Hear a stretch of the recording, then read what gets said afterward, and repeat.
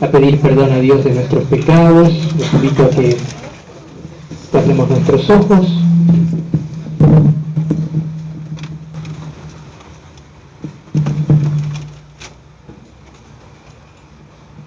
Queremos pedirte, Señor, que perdones nuestros pecados.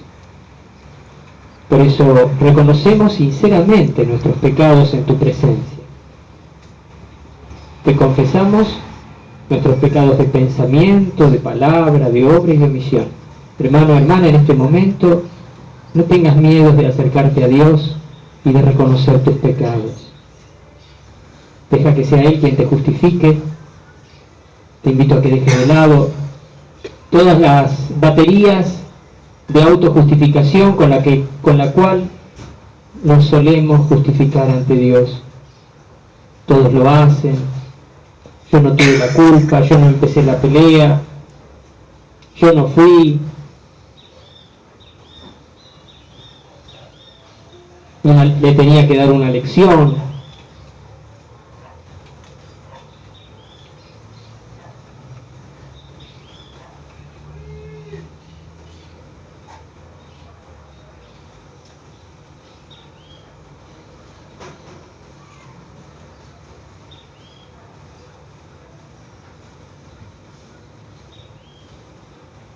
Tú que has sido enviado a sanar los corazones afligidos, Señor, ten piedad. Señor, ten piedad. Tú que has venido a llamar a los pecadores, Cristo, ten piedad. Cristo, ten piedad. Tú que en el cielo intercedes por nosotros, Señor, ten piedad. Señor, ten piedad. Bueno, aquellos que han traído agua para bendecir, vamos a bendecir ahora el agua con la que seremos rociados, y también le voy a pedir a Dios que bendiga el agua que ustedes tienen.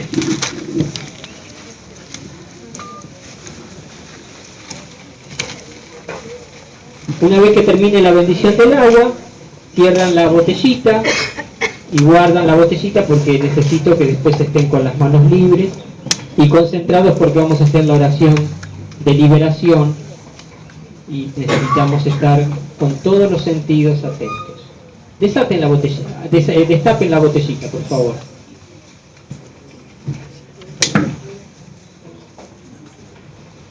Padre Todopoderoso, en el nombre de tu Hijo Jesucristo vamos a exorcizar y bendecir esta agua. Te exorcizo, criatura del agua, en el nombre de Dios, Padre Omnipotente, en el nombre de Jesucristo el Señor, y con el poder del Espíritu Santo, para que como agua exorcizada traigas salud al alma y al cuerpo, seas remedio y signo e instrumento del poder de Dios para protegernos de todo mal. Padre, derrama el poder de tu bendición sobre esta agua. Derrama el efecto de tu bendición sobre esta agua. Que a través de ella se renueve en nosotros la gracia del bautismo, nuestra primera Pascua. Y que a través de ella, de esta agua, Señor, al ser rociados con ella, se renueve nuestra gracia y seamos protegidos del enemigo. Por Jesucristo nuestro Señor. Amén.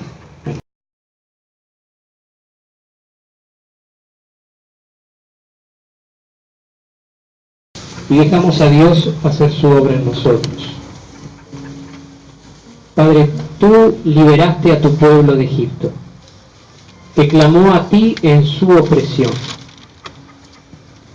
Con razón, Señor, aquella gesta de la salida de Egipto es llamada una obra de liberación. Tú liberaste al pueblo de la antigua alianza de la opresión del faraón y del pueblo de Egipto. Y así, Señor, a través del bautismo y a través del ministerio de la Iglesia, nos libras de todo poder opresor, visible e invisible. Derrama ahora, Señor, tu poder opresor, para librarnos, en primer lugar, de la opresión del pecado. Líbranos, Señor. Derrama tu poder libertador, Señor, para librarnos de todos los peligros del mundo que nos acechan, de las personas que hacen daño, de las personas que viven del delito, de los traficantes de drogas, de muerte. Líbranos, Señor. Líbranos, Señor. Líbranos, Señor, de los influjos de Satanás. Líbranos, Señor.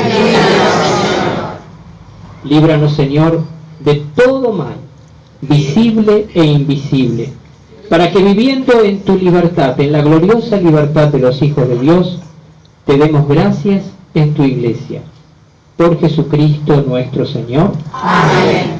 Y yo, con la autoridad de Jesucristo en este momento, cancelo toda maldición y todo maleficio que haya podido ser realizado en contra de cualquiera de ustedes, en el nombre del Padre, del Hijo y del Espíritu Santo. Amén. Y los declaro libres de cualquier maldición y maleficio, en el nombre del Padre, del Hijo y del Espíritu Santo. Amén. Deja que el deseo de Dios se encienda en este momento en tu corazón. Y si te sentís frío o distante, deja que pedirle al Señor esa gracia del Espíritu. Enciende, Señor, en mí el deseo de ti. Te anhelo, Señor, y te necesito. Te anhelo, Señor, te necesito. Te amo más que a mi ser. Señor Jesús, como tú buscabas al Padre con toda pasión, danos de esa misma pasión de amor que llenaba tu corazón.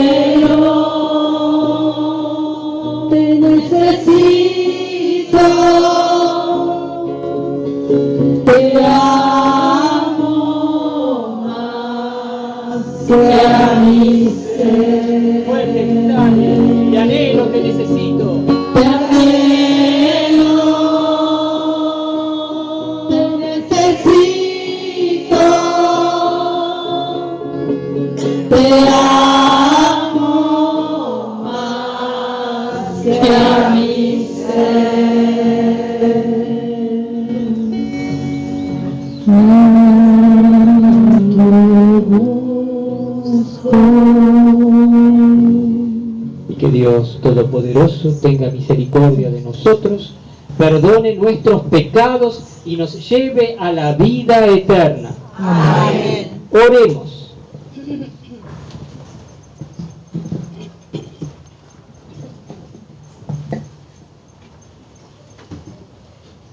Dios Todopoderoso, concédenos que, purificados por la penitencia cuaresmal, lleguemos a las próximas fiestas pascuales con el corazón libre de pecado.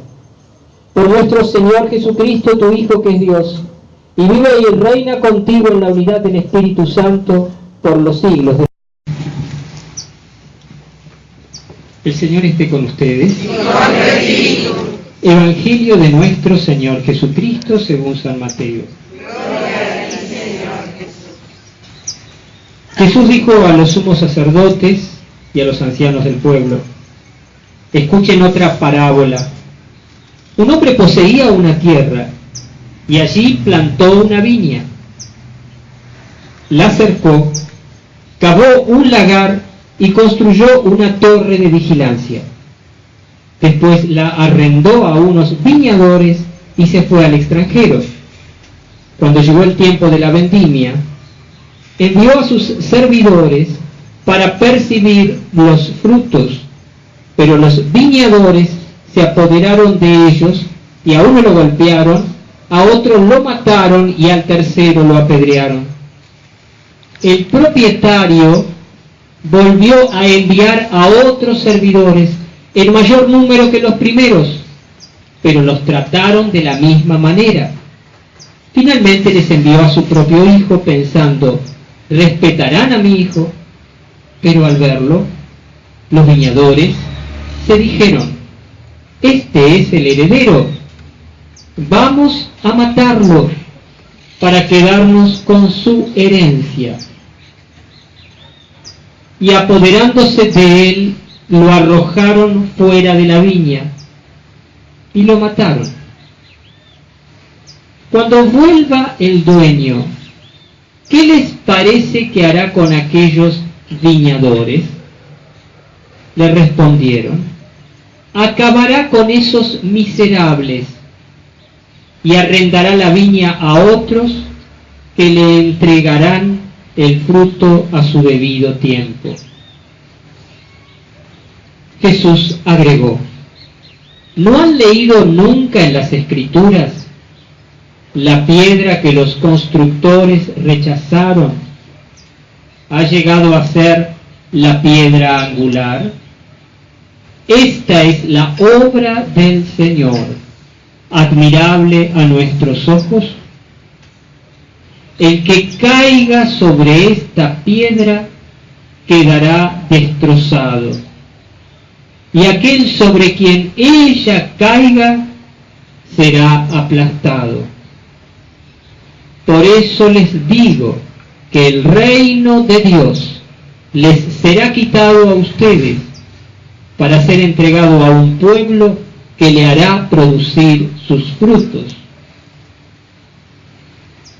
Los sumos sacerdotes y los fariseos, al oír estas parábolas, comprendieron que se refería a ellos.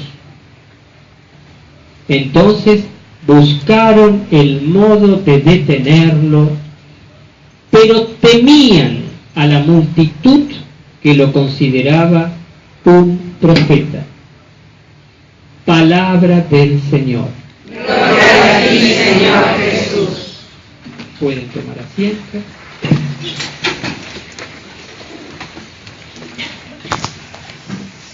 Bueno, les pido, hermanos, que extiendan su mano derecha y pidan que el Espíritu Santo me unja para este ministerio, haciéndome decir todo lo que Él quiera y solo lo que Él quiera.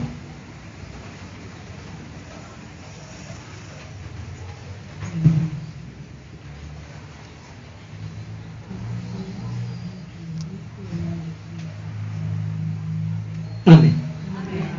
Y bueno, con la autoridad de Jesucristo, cubro con la gloria de Dios este lugar y prohíbo y cohíbo cualquier acción o interacción espiritual que no provenga de Dios ni a Él se refiera. En el nombre del Padre, del Hijo y del Espíritu Santo. Amén. Bien, digan, Dios tiene el control.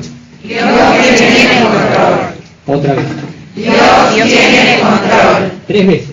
Dios tiene el control. Dios tiene el control.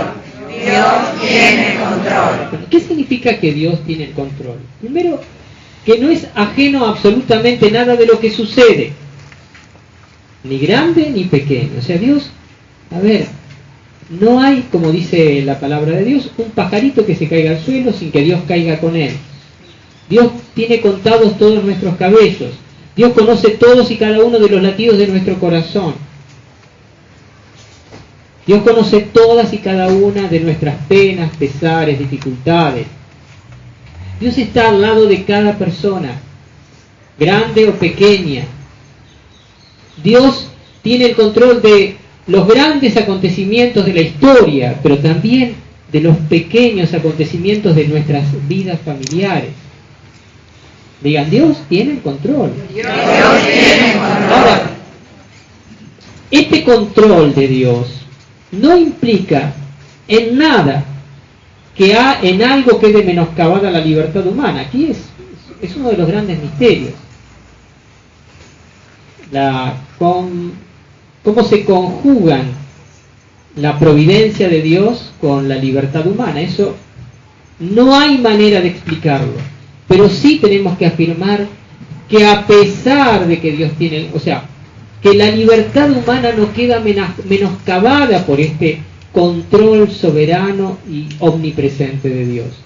O sea, Dios no controla las cosas de modo tal que le impida a alguien hacer algo que quiere. En absoluto. Dios podrá sugerir en nuestra conciencia, no hagas tal cosa que es contrario al bien. Sugerir, indicar, susurrar, pero nunca va a entorpecer nuestra libertad. Este es uno de los misterios que más difícilmente alguna vez podamos entender. Así que digan, Dios tiene el control. Dios tiene el control. Pero su control no menoscaba nuestra libertad. Pero su control no menoscaba nuestra libertad. Para lo que no, menoscabar, menoscabar, viene de menos, menos, te quita libertad, y te cava, o sea, te saca el fundamento de tu libertad. Una palabra tal vez no muy usada, pero creo que es la palabra más correcta para decir que no es que Dios te quita la libertad, no, nunca te quita la libertad, pero acá menoscabar es como obrar sobre las circunstancias sobre las que nuestra libertad se apoya. Así que diga, Dios tiene el control, su control no menoscaba nuestra libertad. Pero quiero también hacer una aclaración sobre la palabra control. A veces la palabra control está marcada por controlar, ¿viste? Ser controlador, ¿viste? Como algunas viejas que no te dejan respirar.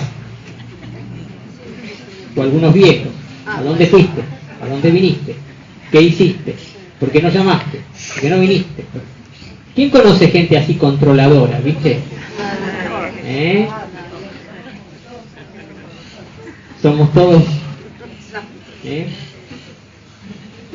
Bueno, la palabra control tiene también en nuestros idiomas, en nuestras lenguas modernas, ¿viste? Esa cosa un poco opresiva, ¿viste? Esa mirada que tenés atrás, la vigilancia, ¿viste? A ver que te vigilo.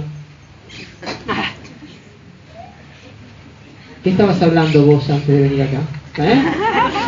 Así matándote de risa con tu vecina. No es ese control. No es un control de una mirada dominante. No hay que... Sáquense la mirada dominante. No, Dios no controla con una mirada dominante, ni tampoco con una mirada desafectada. ¿Viste? Como los tipos que miran un espectáculo. A ver, voy a ver qué onda, qué pasa acá. No es ni la mirada dominante, la de Dios, tampoco es la mirada desafectada, lejana, distante, ¿viste? La del que no me importa. Hay mucha gente que tiene esta imagen de Dios, Hay gente que tiene la imagen del Dios controlador, minucioso, policía. Y hay quienes tienen la imagen del Dios tiene otras cosas que hacer, no se ocupa de mí. Mira todo como un espectáculo desde allá lejos del cielo. No, Dios, su mirada, sí, significa una mirada de cercanía, de amor. A ver, una vez leí esto que me pareció muy interesante, ¿no? Quien fue crucificado por nuestros pecados fue Jesucristo, el Hijo de Dios. Pero de alguna manera, si el Padre se manifestara humanamente, de alguna manera también tendría Él, el Padre, las huellas de su pasión. También tendría las marcas de los clavos en sus manos y en sus pies. Y también tendría la herida del costado de su corazón. ¿Qué significa entonces que Dios tiene el control? Significa que su plan de salvación sí o sí prevalecerá. Vamos a repetir esto. El plan de Dios prevalecerá. El plan de Dios prevalecerá. El plan de Dios es de salvación, que te quede claro. No vino a condenar, Dios no envió a su Hijo a condenar al mundo, sino para que el mundo se salve por él. El plan de Dios prevalecerá. Sí o sí. ¿Te quedó claro? Sí. Esto es para los que dudan. Viste, hay mucha gente que hoy en día dice, no, mire cómo está todo. El mundo está en manos del diablo. No, el mundo no está en manos del diablo. Dios, su plan de salvación prevalecerá y Él tiene el control de absolutamente todas y cada una de las cosas que suceden. De modo tal que aun cuando sucede algo que parece, es que Dios da un permiso. A veces Dios da un permiso. Se lo pidieron para zarandear a Pedro, se lo dijo a Pedro en la última cena. Simón, mira que Satanás pidió permiso para zarandearte como se zarandea el trigo. Y bien entendido se le concedió ese permiso. Y miren qué zaranda que tuvo esa noche Pedro. El que se sentía tan valiente como para defender a Jesús, terminó negándolo 3 veces y maldiciendo y hasta insultando a Jesús.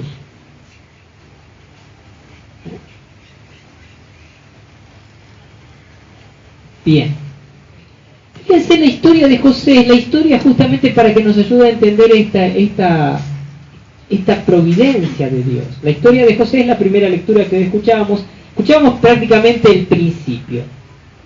Miren cómo se manifiesta esta soberanía y este control de Dios en la historia de un hombre en la cual se manifiestan una sumatoria de errores. Primero, un padre imprudente. Mirá al que tenés al lado, preguntarle, ¿vos sos un papá o una mamá prudente? ¿O un abuelo prudente? A ver, examinate tu conciencia. ¿Sos un papá prudente? ¿Lo fuiste siempre? No a nadie. Cometiste errores. Miles. Preguntale, si vos no ves cuáles son tus errores, un día preguntale a tus hijos. Te quiero mamá, hijo, te quiero que me digas honestamente cuáles son todos los errores que has visto en mí. Anotá. Bueno, si no, vos sos súper. Si no, acordate de lo que vos viste en tu papá y en tu mamá.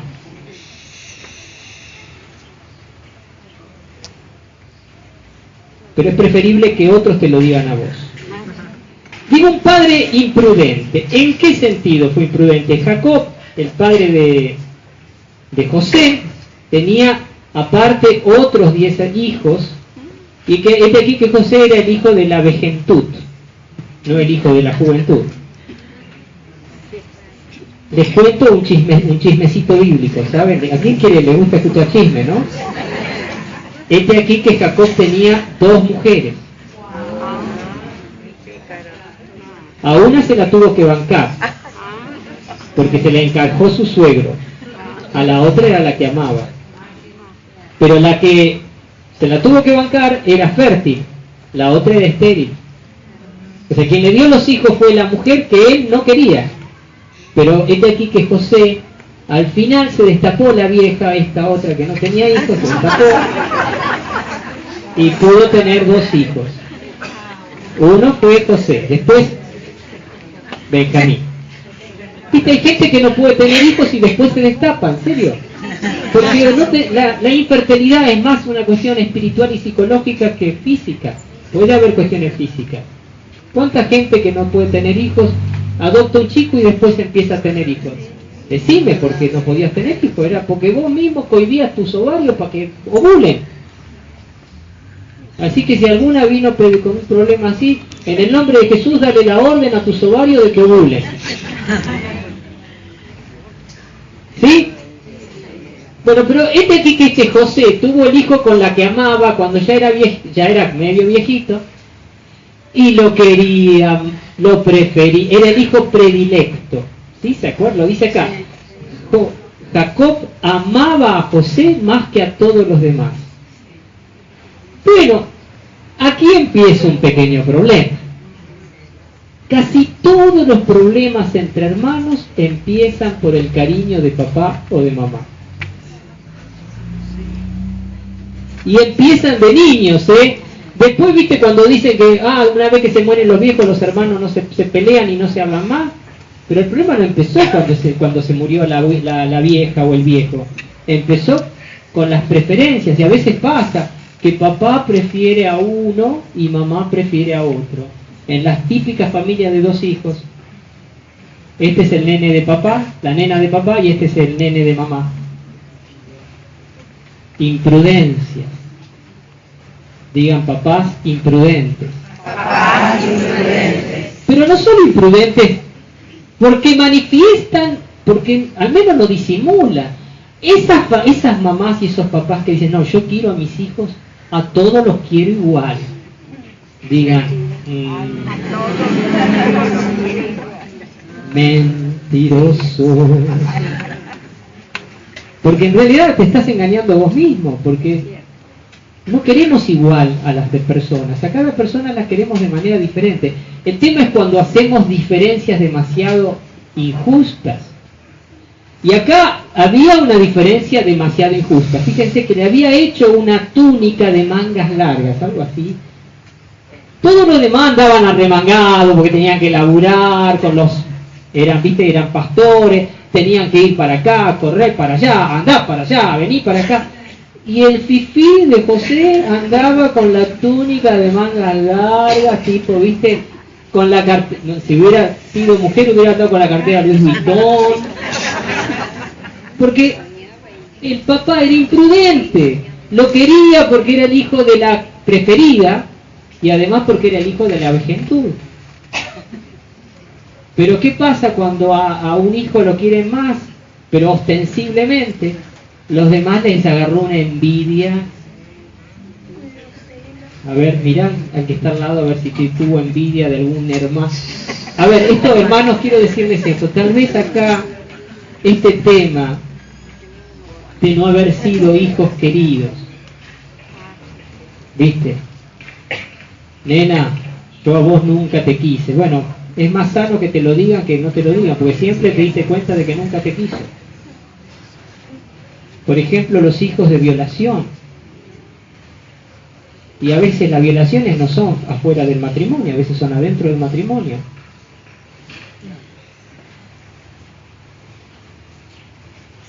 Hijos de borracheras. Un hijo o una hija que a la mamá le cortaron la carrera de estudios.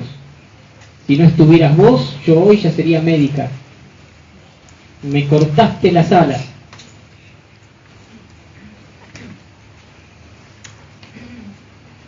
O sea, los hijos cargan a veces las frustraciones de los propios padres, ¿o no?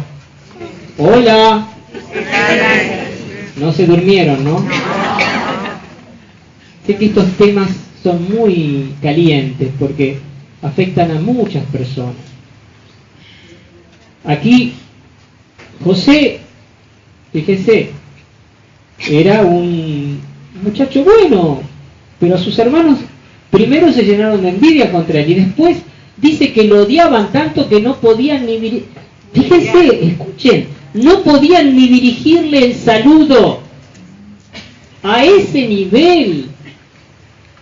Estamos hablando de un padre imprudente. Padre imprudente, primera sumatoria de errores de esta historia, y esta historia la manejó Dios, o Dios estuvo en todo esto, sí, con un padre imprudente, sí, con hijos y hermanos envidiosos y llenos de odio, que no podían ni dirigirle salud y que encima quieren matarlo. A ver, ¿dónde está Dios en toda esta historia? ¿Está Dios? Sí que está. Sí que está. Claro, otro error más. A ver, dijimos, padre imprudente, hermanos envidiosos, y José era un soñador ingenuo. Digan, ingenuo. Ingenuidad. A ver, ¿cuál es la cara del ingenuo? A ver. Somos todos buenos. Ay, fui a cobrar la jubilación y me pagaron, tengo la platita acá. ¿Sabe, señor? Y le contás al colectivero o al tipo. Esto le pasó a una señora de la parroquia hace poco, me decía, yo venía del banco y cuando me quise dar cuenta me había robado. Justo yo vengo de cobrar la jubilación ahora.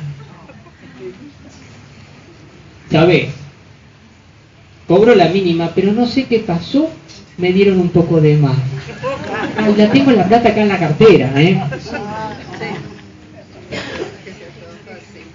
Y vivo justo enfrente de la plaza de Brown, al lado del negocio, ¿vio? Digan ingenuos. Ingenuos. ¿Hay gente ingenua? Sí. ¿Viste? ¿Por qué digo un soñador ingenuo, José? A veces la ingenuidad es un defecto sobre todo de las personas idealistas. ¿Por qué digo que José era un ingenuo? Porque él había tenido un sueño, ¿eh? Ya varias veces aparecen ahí el sueño de que él iba a prevalecer, que iba a tener un gran dominio sobre el mundo, que incluso los hermanos lo iban a servir. Y tarado lo contó a sus propios hermanos. Vos tenés que pensar bien antes de contar una confidencia. Hola. Tus confidentes tienen que ser personas sanas y a las que tu confidencia no les provoque un mal. Y José era un ingenuo. Y en la ingenuidad de José también estaba Dios. ¿Estaba Dios en la imprudencia de su padre? Sí, estaba Dios. ¿Estaba Dios en la envidia? Estaba Dios, ¿no? Alentando esta envidia, pero sin duda en esas circunstancias de la envidia y del odio de los hermanos, sí estaba Dios. ¿Estaba Dios en la ingenuidad del soñador? Sí estaba. ¿Estaba Dios en el complot asesino que los propios hermanos de José tratan de llevar adelante? Sí, estaba. Y por fin, ¿estaba Dios en el tráfico de esclavos? Porque fíjense que al final José zafó porque vinieron unos madianitas y lo sacaron del pozo y lo vendieron a los ismaelitas y así fue vendido como esclavo. Y lo vendieron, incluso ni siquiera dice, o sea, los hermanos querían venderlo como esclavo, pero al final lo vendieron uno que lo encontraron. Che, mira acá ¿qué hacemos con este chabón? Y 20 monedas de plata sacamos. Y sacaron 20 monedas de plata. Y lo vendieron como esclavo. ¿Y estaba Dios en todo esto? Sí, estaba Dios. Y la historia de José seguirá después. No voy a continuar con todos los detalles porque no lo hemos leído hoy. Pero José va a ser vendido como esclavo, va a trabajar como esclavo en una casa de un egipcio, donde la casa de ese egipcio va a prosperar gracias a José, que era un gran laburador, hasta que le echó el ojo la esposa del egipcio para el cual él trabajaba. Al final le echó el ojo, ¿sí? La Putifara, le dicen, ¿no? Era la esposa de Putifar. Putifar. Putin. Y la hija de Putifara, perdón, la Putifara era una hija de Putifara. En serio. Porque lo quiso violar y el otro salió escapando y dejó la túnica y lo acusó, me quiso violar, Mentira. ¿Y a dónde terminó José? En la cárcel.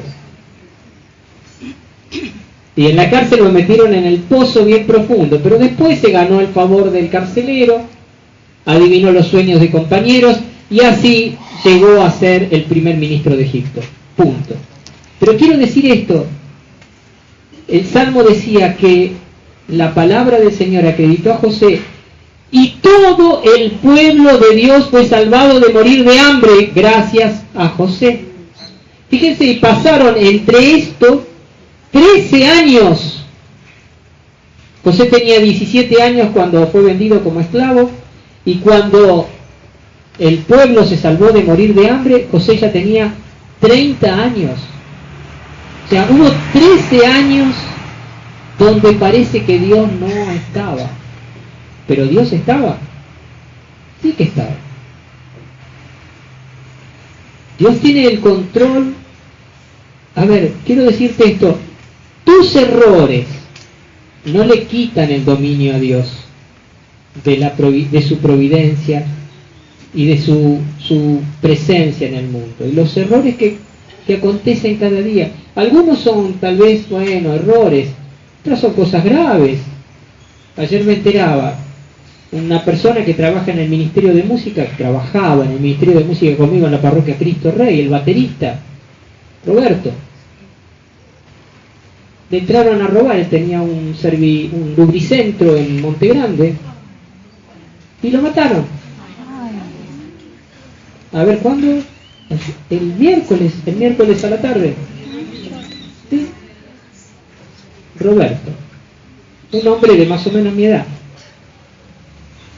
Y uno dice, Dios está también en estas circunstancias, misteriosamente está. No entendemos cómo está, pero lo importante es saber que Dios está y que Dios tiene el control y que aún estas cosas tan dramáticas y tan trágicas no le quitan el dominio a Dios. Por eso yo quiero invitarte a que a partir de hoy mires la historia, también la historia que te toca vivir, con todos los vaivenes, con todas las cruces, con todos los líos que te tocan vivir, con todos los problemas, con las cosas que te salen mal, con los desplantes de tus propios familiares, con las injusticias, porque evidentemente hay muchas injusticias en el mundo, muchas injusticias. Que vivas todo esto sabiendo que Dios tiene el control. Digan, Dios tiene el control.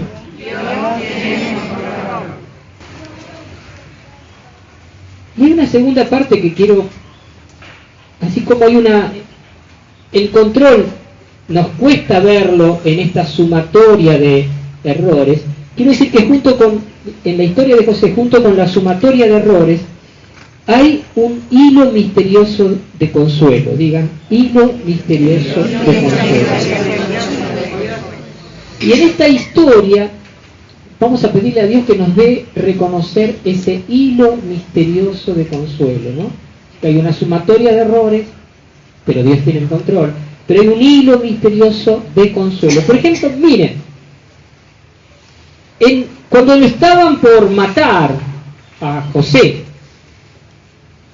hubo dos intervenciones, dos hermanos, Rubén primero y Judá después. Dos hermanos que trataron de, a su manera, abogar. Rubén trató de ganar tiempo. Bueno, muchachos, a ver, ¿qué ganamos con matarlo? Fíjense la pregunta, es una pregunta muy inteligente. ¿Qué ganás con matar a esta persona? Es una pregunta para, a ver, si te viene un chorro a afanar con un arma y te amenaza de muerte, decile, ¿qué ganás con matarme? ¿Te animarías vos a preguntarle eso? No creo. ¿Viste? ¿Qué ganás con matarme? ¿Qué te suma? Es una pregunta interesante. Claro, si es un sádico, perverso, asesino serial que gana placer con matarte, no se lo pregunte porque ya te mató. Ya te mató. O sea, antes de que vos le puedas preguntar, ya te mató. Pero estos choritos que chorean de acá, de allá, que viste que andan con armas haciéndose los valientes, ¿qué ganas con matarme? Fíjense que en la inteligencia, en saber plantear las cosas, también está ese misterioso hilo del consuelo de Dios. Hay que saber plantear las cosas. Más que corregir, hay que saber preguntar. Ayudar a que las personas... ¿Me lo alcanzás, por favor? ¿Me alcanzás el papelillo? Hay que saber que las personas pueden estar necesitando una pregunta que las ayude a reflexionar. ¿Qué ganás con matarme? ¿Se dan cuenta? Y Judá dice, bueno, fíjense, Judá propone ganar, vamos a venderlo como esclavo. Rubén dice, ¿qué ganamos? Y Judá dice, bueno, ganemos guita aunque sea, pero muertos no vamos a ganar guita. Miren qué interesante cómo el consuelo de Dios pasa a veces por decisiones y definiciones tan extrañas. Segundo, ¿puede el consuelo de Dios pasar a través del tráfico de esclavos?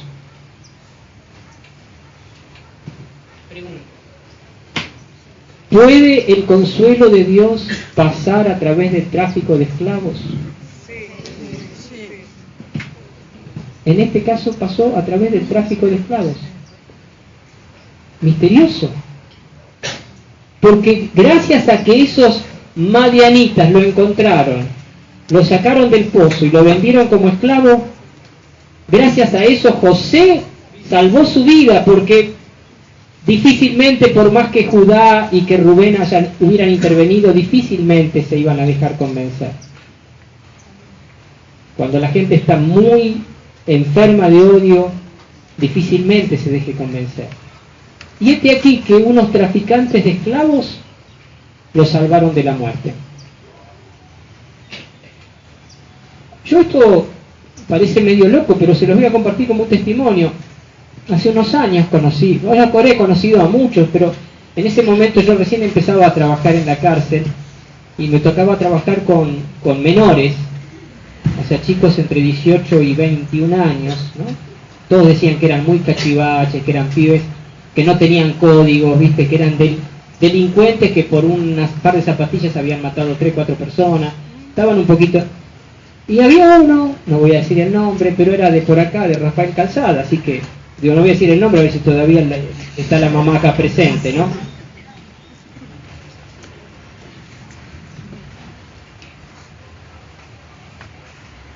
Y el pibe me decía, no, padre, yo maté mucha gente. Y además cuando lo contaba, hasta él ejemplificaba, Yo miraba, o sea, tiraba sin mirar a dónde tirar. Es interesante porque hablaba con su cuerpo, ¿no? Y le digo, ¿y vos qué pensás de estar acá? Yo pienso que Dios me mandó a este lugar porque si no estaría muerto.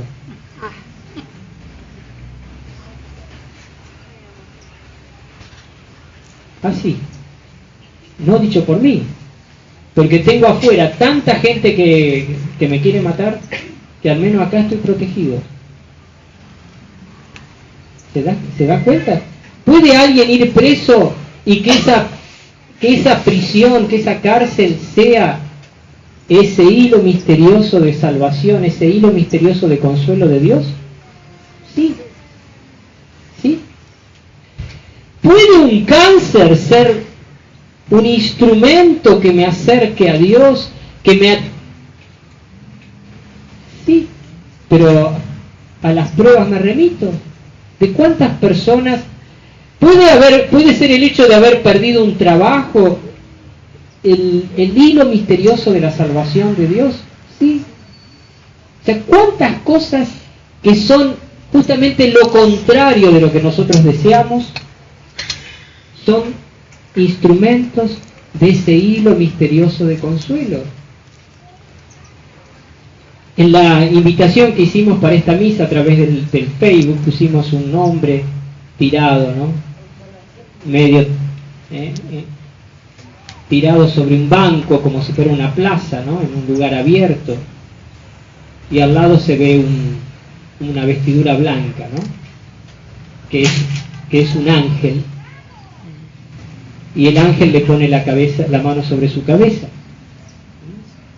El ángel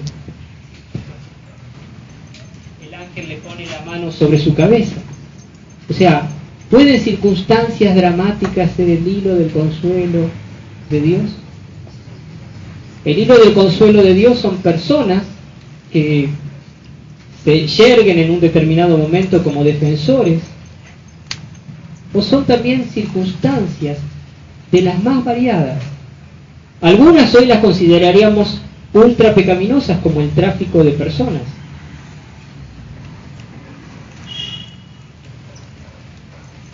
Digan, Dios tiene el control.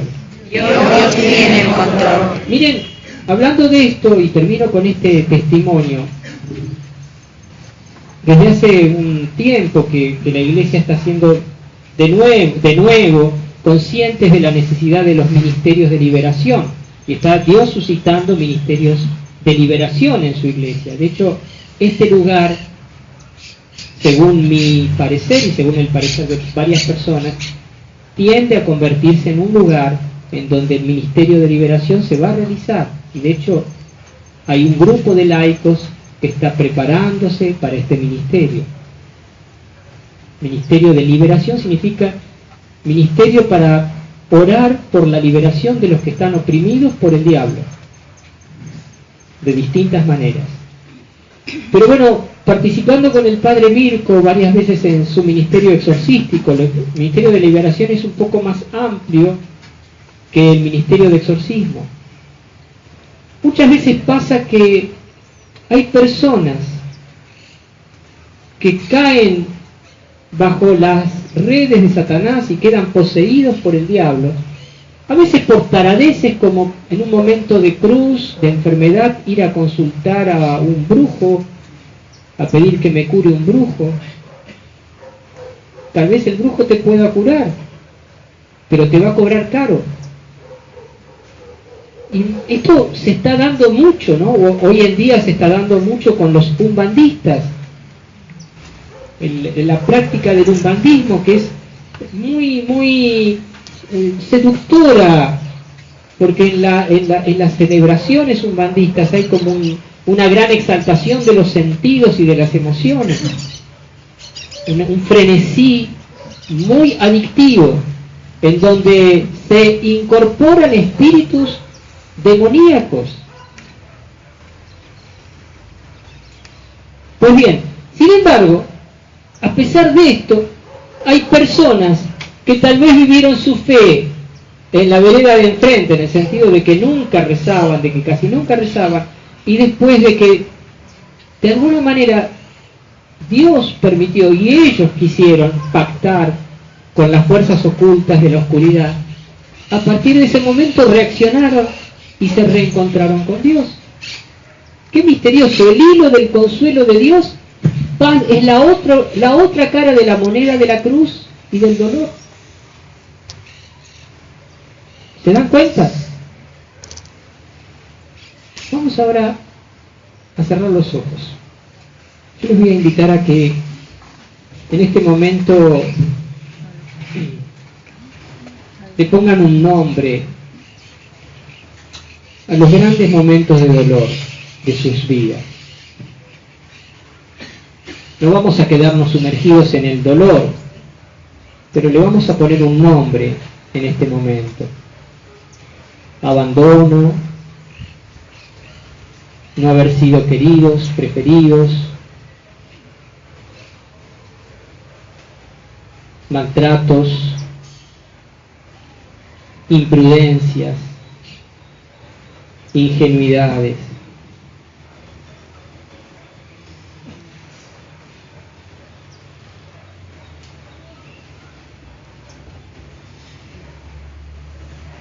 Yo te pido, Señor, que nos ayudes a recordar y a nombrar esa sumatoria de errores de nuestra propia vida.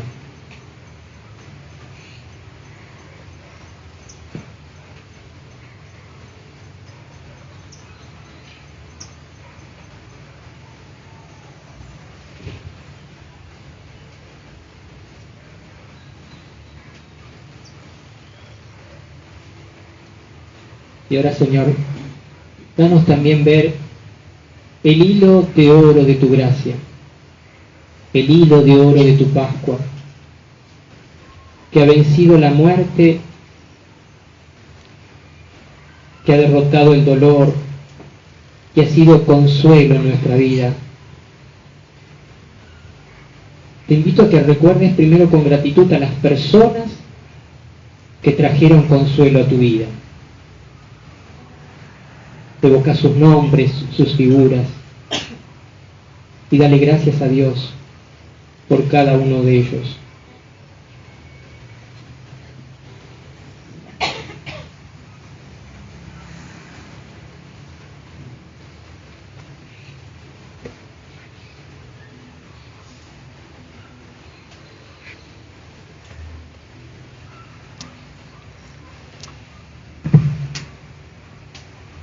Y si recordás también, tal vez hubo circunstancias tristes a través de las cuales Dios te salvó.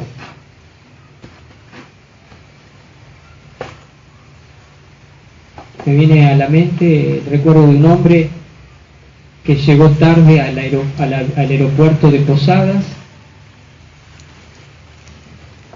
y que no pudo tomar el avión que se cayó.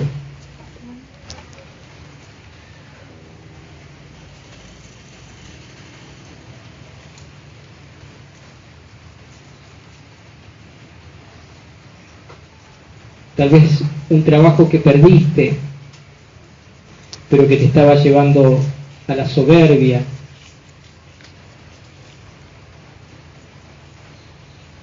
O a perder la salud.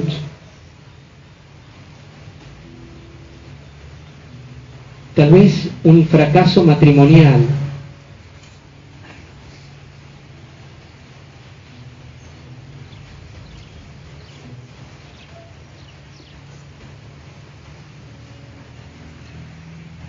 Tal vez la muerte de un hijo.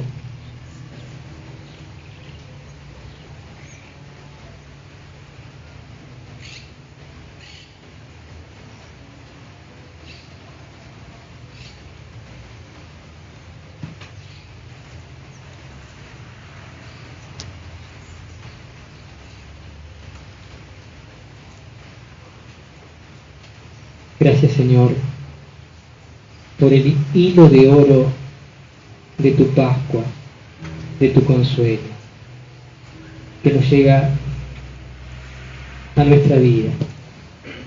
Gracias porque tú tienes el control,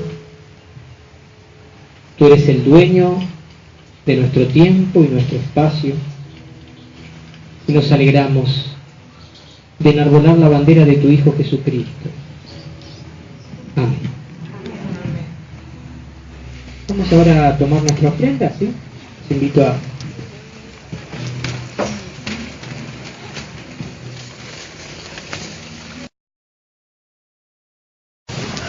Levantamos en alto nuestra ofrenda.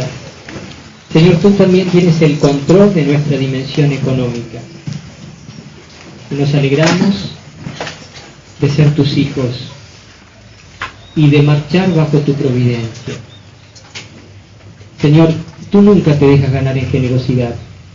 Haz que ofrendemos para ti y para tu obra generosamente y que pongamos toda nuestra confianza en tu providencia que nos engrandece y multiplica. Amén.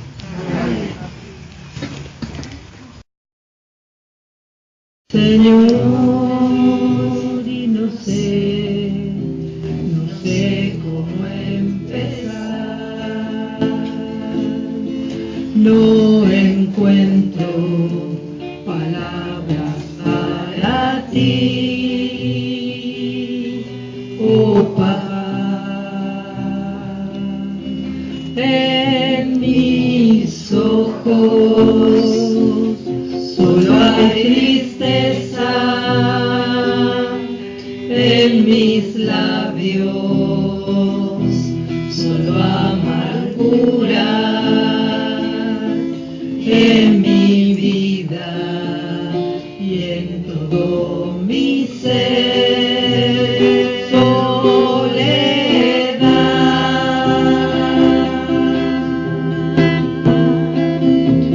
Ayúdame, Señor,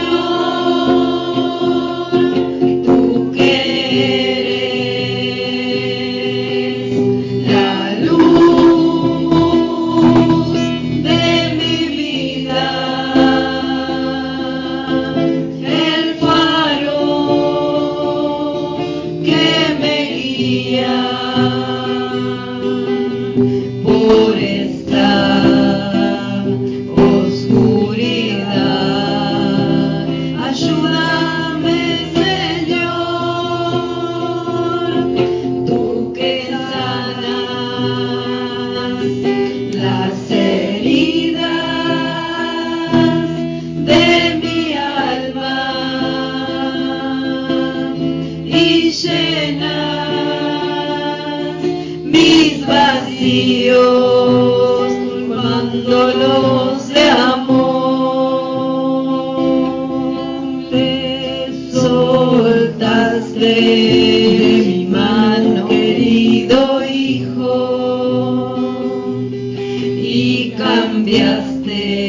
cambiaste de camino, buscando otros destinos, te volviste a equivocar. ¿Cuántas veces te engañaste y a mis palabras cerrabas tus oídos? Y hoy vuelves a mí arrepentido, dispuesto a cambiar.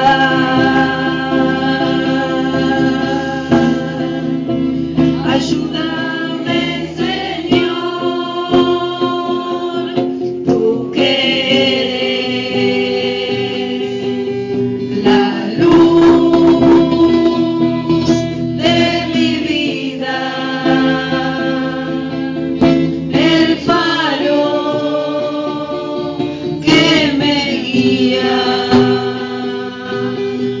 por esta oscuridad. Ayúdame, Señor, tú que sanas las heridas de mi alma y llenas mis vacíos, colmándolos de amor.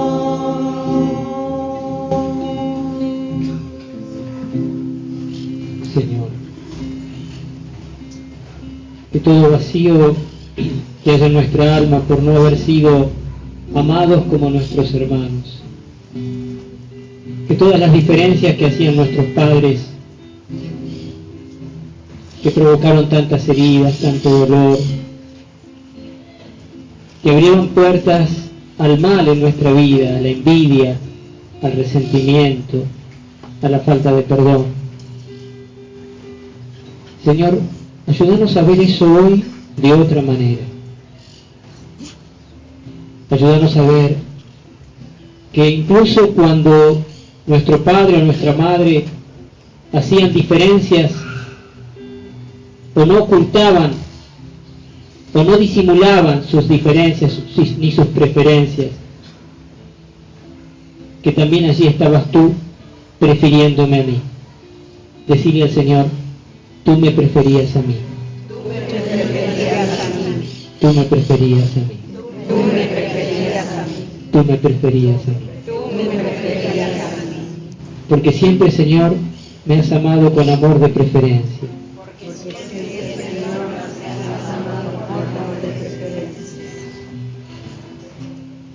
Señor, consuela ahora todo resabio de tristeza y de dolor que pueda haber en nuestra alma. Vinimos, Señor, a buscar liberación y consolación. Ahora es el momento de la consolación. Imagínate como ese hombre en un banco de una plaza, cansado de la vida, acostado y solo, a quien Dios le envía un ángel para consolarlo. Déjate consolar por el ángel de Dios que está junto a ti, tu ángel de la guarda, y que te trae la buena noticia de que Dios te ha amado siempre con amor de preferencia.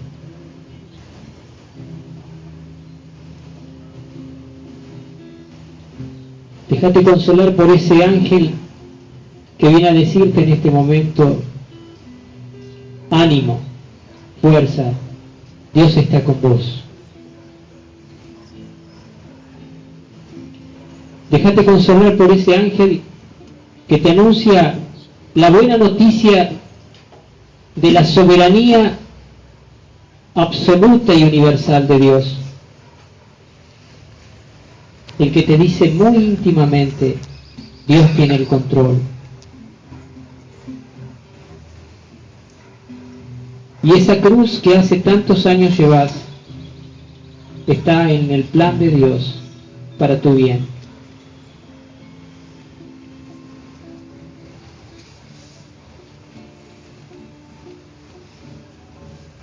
Descansa en las manos de Dios. Hay un salmo que dice, como un niño que no puede dormirse sino en los brazos de su madre, así está mi alma en Dios. Imagínate que Dios te lleva en sus brazos y que todo aquello que no tenés resuelto, todos esos problemas de salud o familiares o laborales,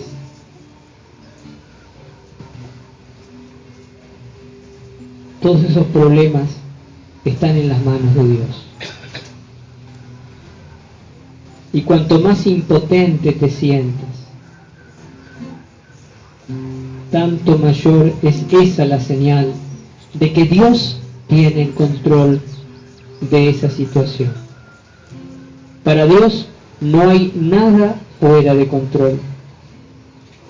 Por eso podés entregarle el control de tu propia vida, que tantas veces querés controlar, a Dios. El control de tu tiempo, entregáselo a Dios. El control de tu familia, de tus hijos, de tus nietos, entregáselo a Dios.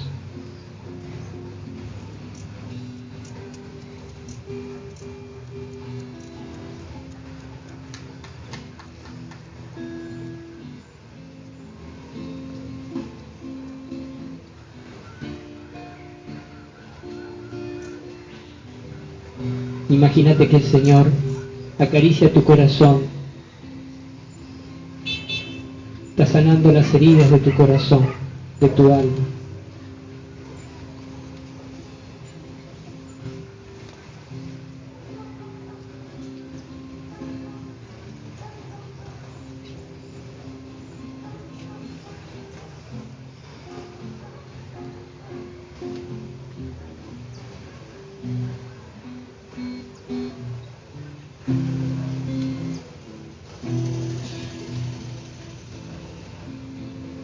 Y ahora te pido, Señor, que manifiestes a través del carisma de palabra de conocimiento la obra que estás realizando aquí y ahora, Señor Jesús.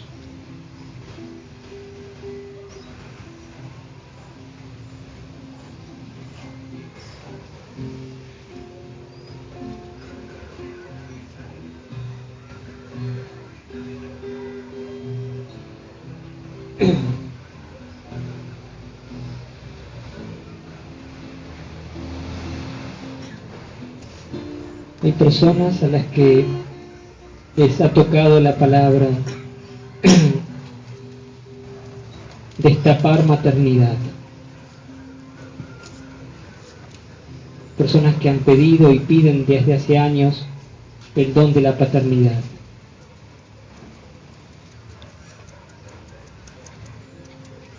Hay personas para las que ha sido una revelación eso de ordenar en el nombre del Señor soltar los óvulos.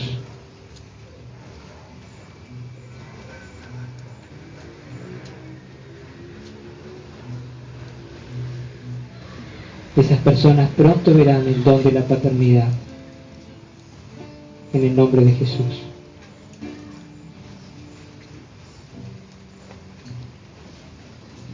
Señor está sanando a personas, y esto es muchas personas, que tenían complejos de inferioridad, mala relación con sus hermanos, un dolor y un resentimiento para con sus padres, aunque estos ya hayan partido, a causa de las preferencias que ellos tenían con otros hermanos, o al menos así ustedes veían las cosas. El Señor está sanando muchas personas con estas problemáticas. El Señor está sanando una persona que tenía depresión crónica por esta problemática.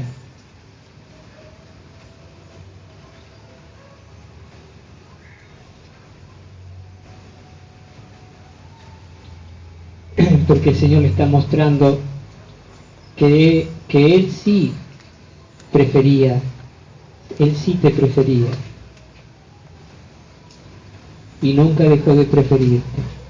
Con amor de preferencia te he amado siempre, dice el Señor, y hoy te libro del yugo de la tristeza. Amén.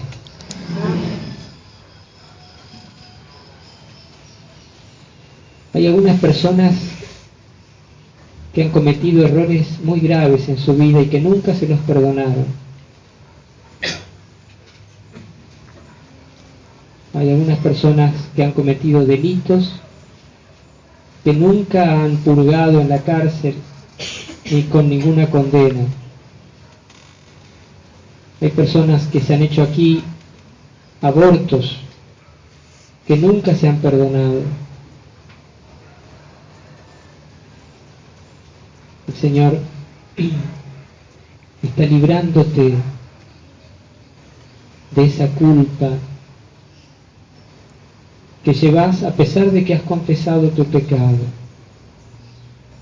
El Señor te dice, esa culpa es una culpa enfermiza.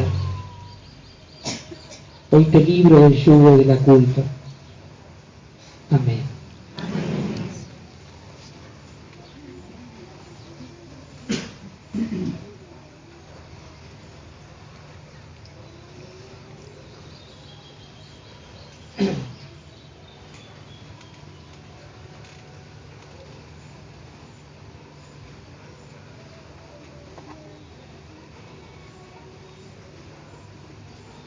Una persona con un problema hepático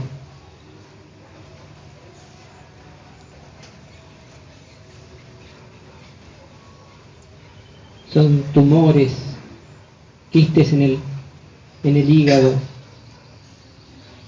Es una persona que ya le han hecho alguna punción hepática y ha habido nuevos tumorcitos y está con la preocupación de que sea un cáncer, de que se renueve ese cáncer. El Señor ha secado esos quistes y esos tumores para gloria de Dios.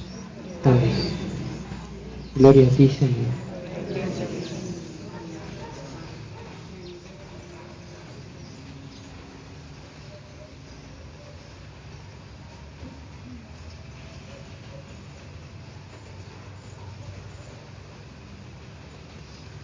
Te damos gracias, Señor, por tu obra en nuestra vida.